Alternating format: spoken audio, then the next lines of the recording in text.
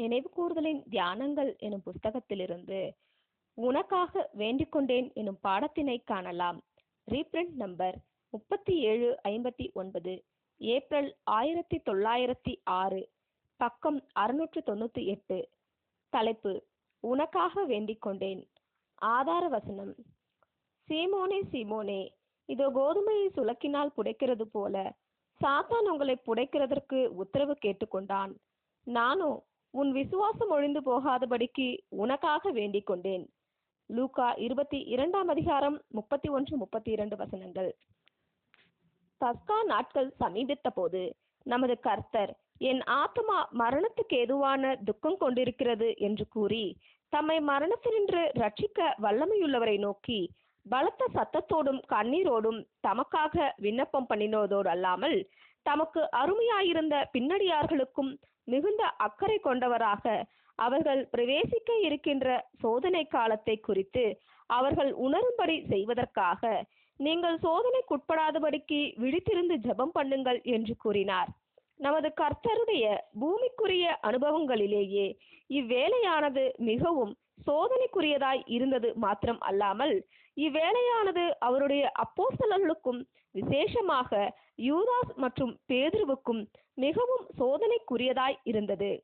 அப்போஸ்தலர்கள் மத்தியில் இந்த இரண்டு மனுஷர்களும் முக்கியமானவர்களாக காணப்பட்டார்கள்.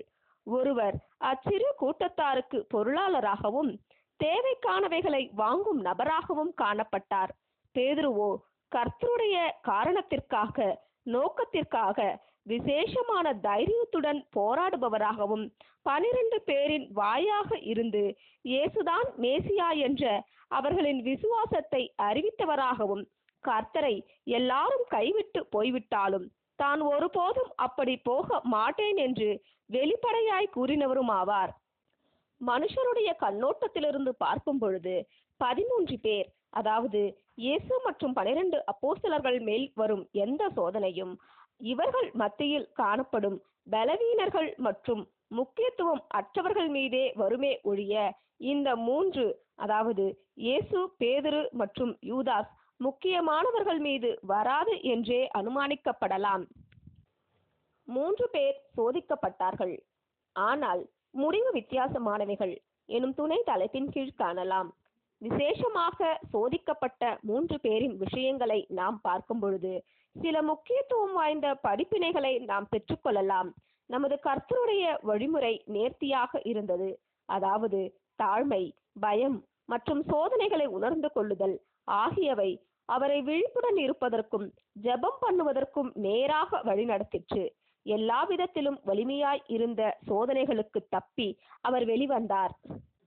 மேலுமாக அவர் ஆசாரியர்கள் மற்றும் பிலாத்துவுக்கு முன்பு வெளியரங்கமாக குற்றம் சுமத்தப்பட்ட போதும், திரளான ஜனக்கூட்டத்திற்கு முன்பு அவர் சிலுவையில் அறையப்பட்டிருந்த போதும் அவர் மிகுந்த அமைதலுடன் காணப்பட்டார்.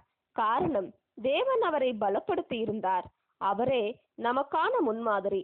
நாமும் அவரை போன்று ஆபத்துக்களை சந்திக்க மறுக்காமலும் நம்முடைய சொந்த பலம் மற்றும் தைரியம் குறித்து பெருமை பாராட்டி கொள்ளாமலும் இருந்து தேவனுடைய கரங்களின் மேல் சாய்ந்து கொண்டு அவருடைய கிருபையினால் ஜெயம் கொண்டவர்களாக வெளிவர வேண்டும். பேதுருவின் சம்பவம், சூழ்நிலை நமக்கு நன்கு ஞாபகத்தில் உள்ளது. பலமுள்ள நல்ல மனுஷன் பேதுரு. அவர் தனக்கான ஆபத்துக்களை உணர்ந்து கொள்ளவில்லை. ஆதலால் அவர் சாத்தானின் தந்திரங்களுக்கு ஆயத்தமாய் இருக்காமல் மிகவும் சோதனையான நிலைமைக்குள் அனுமதிக்கப்பட்டபடியால் பேதுரு பெருமை பாராட்டி கொண்ட தைரியம் பறந்து போய்விட்டது. அவருடைய பலமுள்ள குணம் மறைந்து விட்டது. கர்த்தரை நிந்தனையாய் பேசி அவரை மறுதலித்து விட்டார். மனிதன் எளிதில் விழக்கூடியவன் என்பதற்கான எத்துணை பாடமாக இது அமைகின்றது. மேலும் நாமும் பிசாசின் தந்திரங்களினால் மேற்கொள்ளப்பட்டு சிக்க வைக்கப்படுவோம் என்பதற்கான பாடமாகவும் இது அமைகின்றது. நாம் சோதனைக்குள் விழுந்து விடாதபடிக்கு நாம் விழித்திருந்து ஜெபம் பண்ணுவது நம் ஒவ்வொருவருக்கும் எவ்வளவு அவசியமாய் உள்ளது. எங்களை சோதனைக்குட்பட பண்ணாமல் தீமை நின்று எங்களை ரட்சித்துக் கொள்ளும் கேஜேவி. எங்களை சோதனைக்குட்படுத்தாதேயும், தீயோனிடமிருந்து எங்களை விடுவியும் திருவிவிலியம் என்று கர்த்தர் நாம் ஜெபம் பண்ணுவதற்கு கற்றுக் கொடுத்த மாதிரியை நாம் ஒவ்வொருவரும் நினைவில் கொண்டிருப்பது அவசியமாகும். abandon us not in temptation, but deliver us from the evil one. Dialogue. மத்தேயு 6:13. யூதாசுக்கு அது ஒரு கேடு காலமாக இருந்தது. உண்மையுள்ள இருதயமுள்ள பேதுரு விழித்திருந்து ஜெபம் பண்ணி தன்னை பாதுகாத்து கொள்ளாததினால் எதிராளியானவன் அவரை ஏமாற்றி வஞ்சித்து தவறாய் வழிநடத்தி முடிந்ததானால் சரியான இருதயம் இல்லாமல் சுயநலம், சுயத்திற்கு முக்கியத்துவம் கொடுக்க நாடுதல், பேராசை கொண்டிருந்த யூதாசிடம் எதிராளியானவன் என்னவெல்லாம் செய்யக்கூடுமோ யூதாசின் மீதான சாத்தானின் உடனடியான செயல் நடந்தேறினது என்பதில் நமக்கு ஐயமில்லை. யூதாஸ் எதிராளியானவனின் கண்ணிக்குள் உடனே சிக்குண்டு விழுந்து போதகரை 30 வெள்ளிக்காசுகளுக்காக காட்டிக் கொடுப்பதற்கு தனது இருதயத்தையும் சக்தியையும் ஒப்பு கொடுத்து விட்டார். உண்மையும் உத்தமமாய் காணப்படும் சற்று நேரம் தடுமாற்றம் அடைந்தும் பயம் அடைந்தும் விழித்து ஜெபம் பண்ணி தன்னை காத்து கொள்ளாததுமான பேதுருவின் விஷயத்திலிருந்து யூதாசின் விஷயம் முற்றிலும் வேறுபட்டதாகும். இந்த 2 மனிதர்களையும் சூழ்ந்த ஆபத்து ஒன்றாயிருப்பினும் இவர்களுடைய இருதயத்தின் நிலை வேறுபட்டு காணப்பட்டபடியினால் இவர்கள் இருவரின் சூழ்நிலைகள் முற்றிலும் வேறுபட்டதாகும். உங்களை குறித்து எச்சரிக்கையாயிருங்கள் எனும் துணை தலைப்பின் கீழ் காணலாம். இப்படியாகத்தானே கர்த்தருடைய சகல பின்னடியார்களின் விஷயத்திலும் காணப்படும் அல்லவா? சோதனைகள் நம் ஒவ்வொருவருக்கும் கண்டிப்பாக வருகையில் வேறுபட்ட முடிவுகளை, பலன்களை கொண்டு வருவதற்கான ரகசியமும் இதுதான் அல்லவா? இன்றைய யூதாஸ் வகுப்பாரும் எப்போதும் போல் சோதனைகள் அவர்களுக்கு வரும்பொழுது அவைகளை அவர்கள் ஏற்றுக்கொண்டு அச்சோதனைகளில் நன்கு தங்களது பொழுதை போக்கி பேராசை அல்லது தவறான கவர்ச்சிகளின் ஆவிக்குள் பிரவேசித்தவர்களாகி அதனால் விழுங்கப்பட்டும் போய்விடுகின்றனர். பேதுரு வகுப்பாரும் எப்போதும் போல் இன்னும் நம் மத்தியில் உண்மையான இருதயத்துடனும் அதே சமயம் எதிராளியானவனின் கவர்ச்சிகளிலிருந்து பாதுகாக்கப்படத்தக்கதாக போதுமான அளவு விழிப்பும் ஜபமும் அற்றவர்களாக காணப்பட்டு சில சமயங்களில் எதிர்பாராத விதத்தில் வீழ்ச்சியடைந்து சில நிமிடங்கள் கர்த்தரை அவமதிப்பு செய்வதோடல்லாமல் தங்களுடைய சொந்த இருதயத்தையும் மனசாட்சியையும் கூட அவமதிப்பு செய்து விடுகின்றவர்களாக காணப்படுகின்றனர். இந்த 2 வகுப்பாருக்கும் இடையில் காணப்படும் வித்தியாசம் இருதய நிலைமையே ஆகும். பேதுரு வகுப்பார் தாங்கள் செய்ய விரும்பாததையே செய்து விடுகின்றனர், அல்லது அவர்கள் உண்மையில் செய்ய விரும்புவதை செய்யாமல் விட்டு விடுகின்றனர். மேலுமாக இவர்களுடைய பிரச்சனை இவர்களுடைய மாம்சத்தின் பலவீனமாகவும் எதிராளியானவனின் வல்லமையான மேற்கொள்ளுதலாகவும் தேவையான வேளையில் உதவி அளிக்கப்படும் என்று கர்த்தர் வாக்களித்துள்ள உதவியை பெற்றுக்கொள்ள தவறி போகின்ற தன்மையாகவும் காணப்படுகின்றது. யூதாஸ் வகுப்பாரின் இருதயத்தில் உண்மை காணப்படுவதில்லை, மாறாக சுயநலமே காணப்படுகின்றது.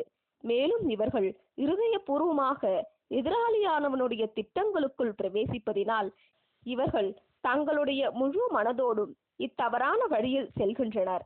பேதுருவும் யூதாசும் மனம் வருந்தின போதிலும் ஒருவர் மீண்டுமாக தெய்வீக தயவிற்குள் ஏற்றுக்கொள்ளப்பட்டார் என்றும் மற்றொருவர் ஏற்றுக்கொள்ளப்படவில்லை என்றும் நாம் பார்க்கையில் தேவன் அவர்களுக்கிடையே வித்தியாசம் காட்டுவது வெளிப்படுகின்றது.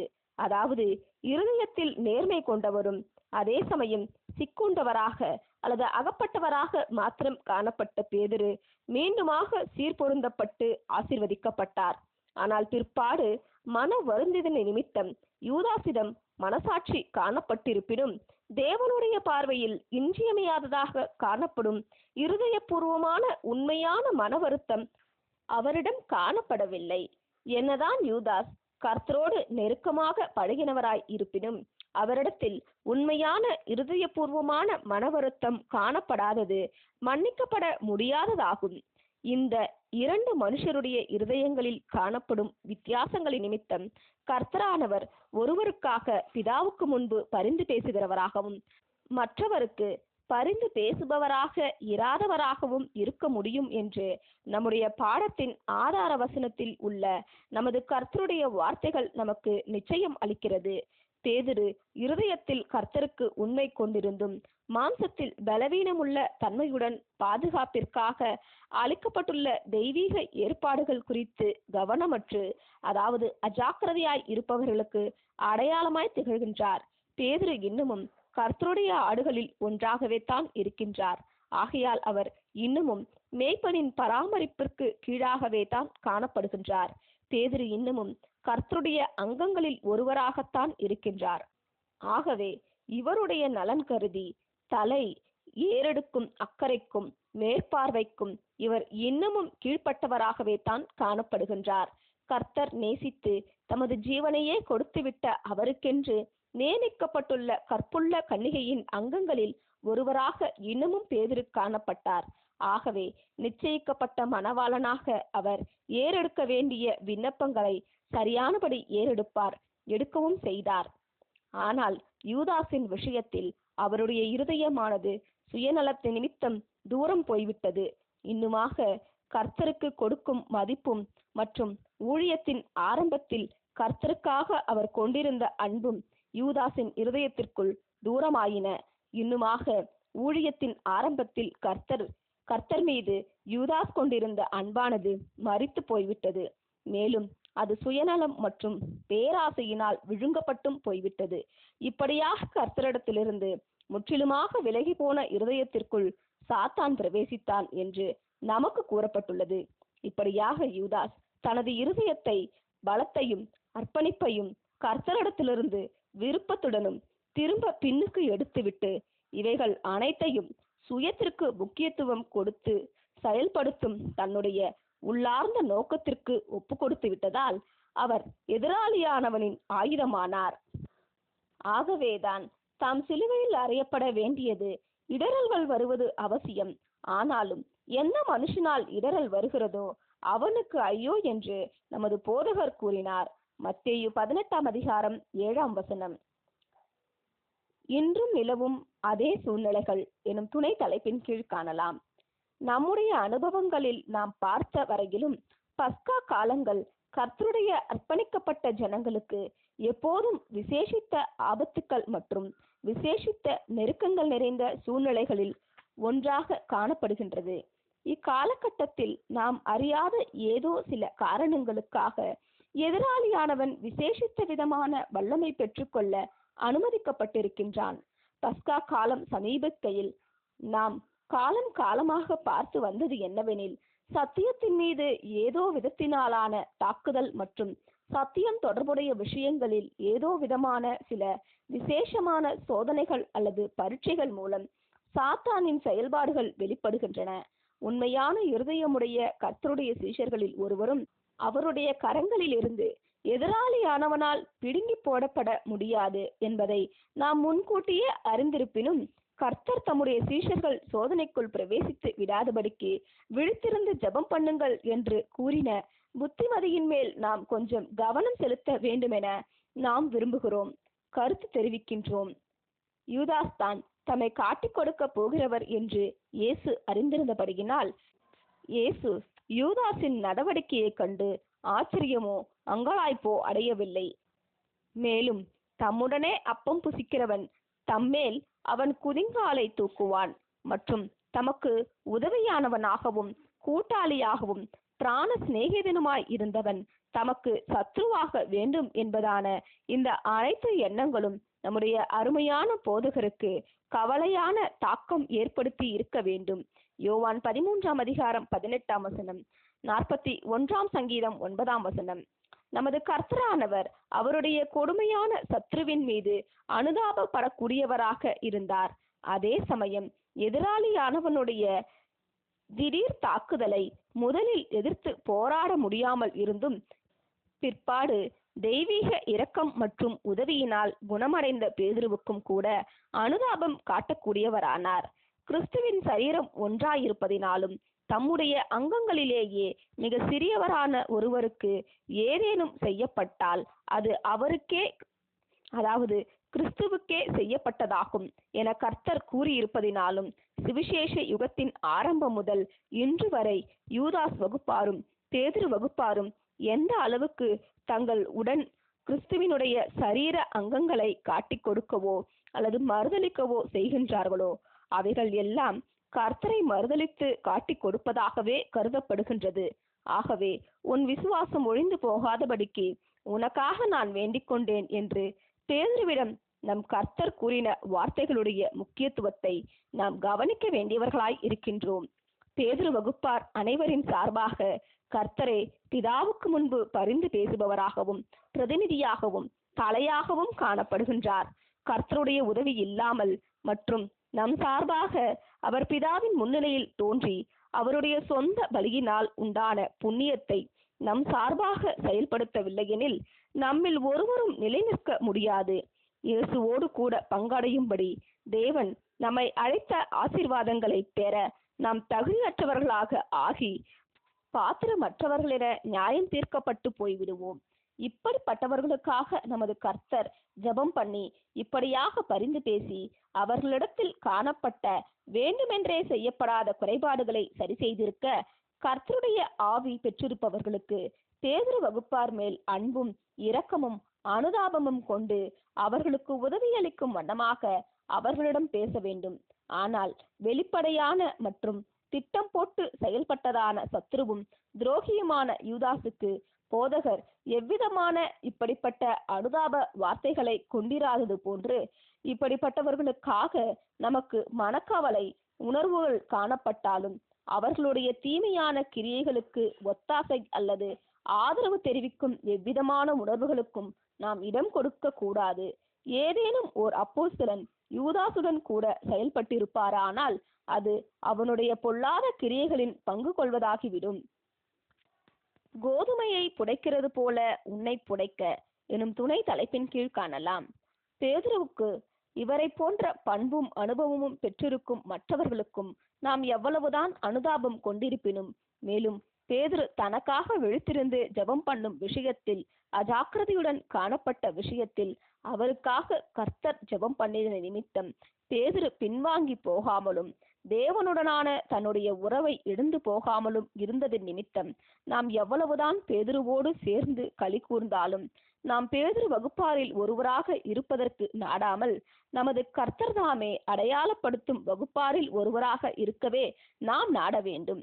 தற்காலத்தில் எதிராளியானவனின் சோதனைகளினால் மேற்கொள்ளப்படாத அளவிற்கு உண்மையுடனும் விழிப்புடனும் ஜபத்துடனும் காணப்படும் வகுப்பாரில் ஒருவராக நாம் இருக்க கடவோம்.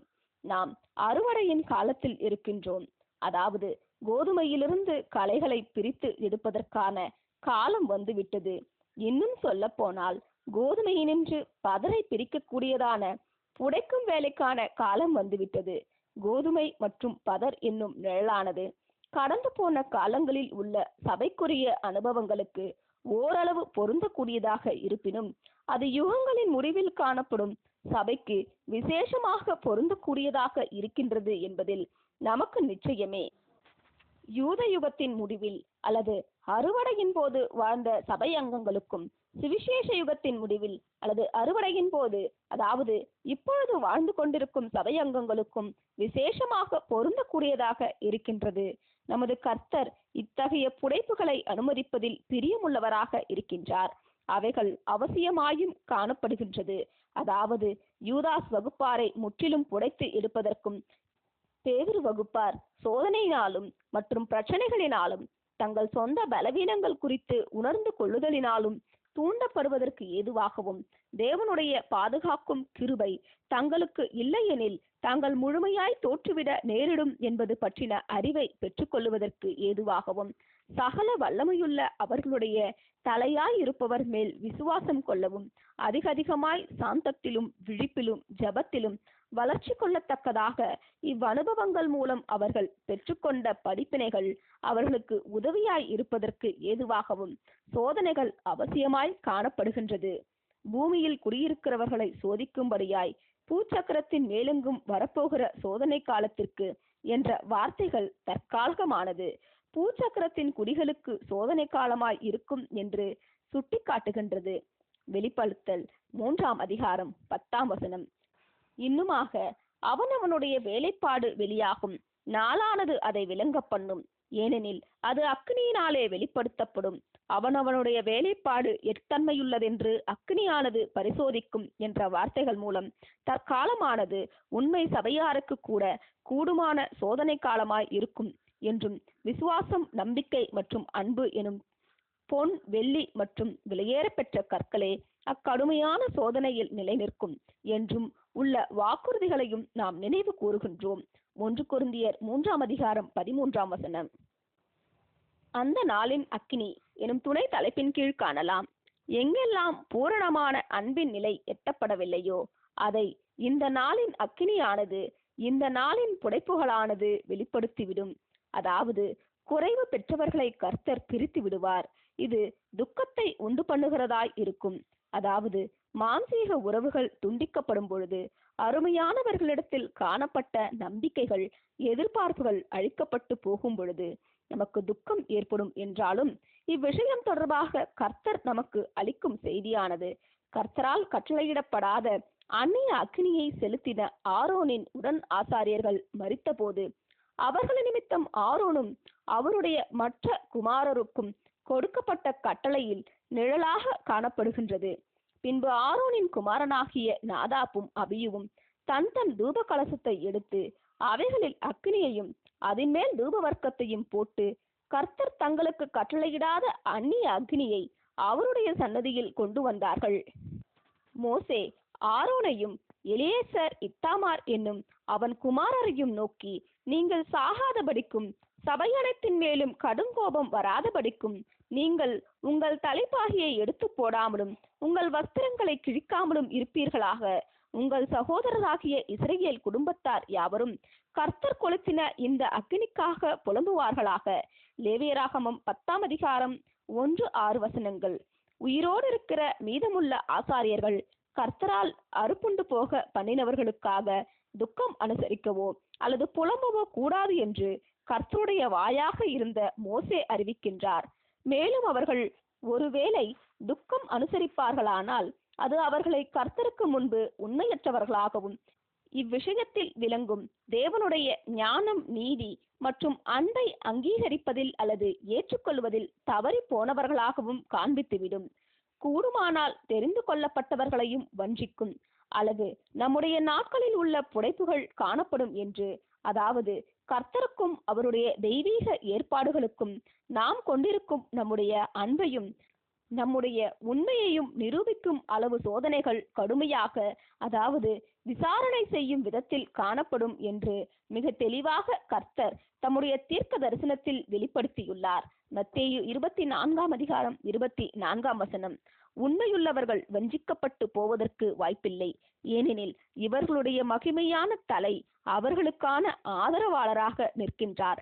இவர்கள் அவருடைய பின்னடியார்கள் ஆவார்கள்.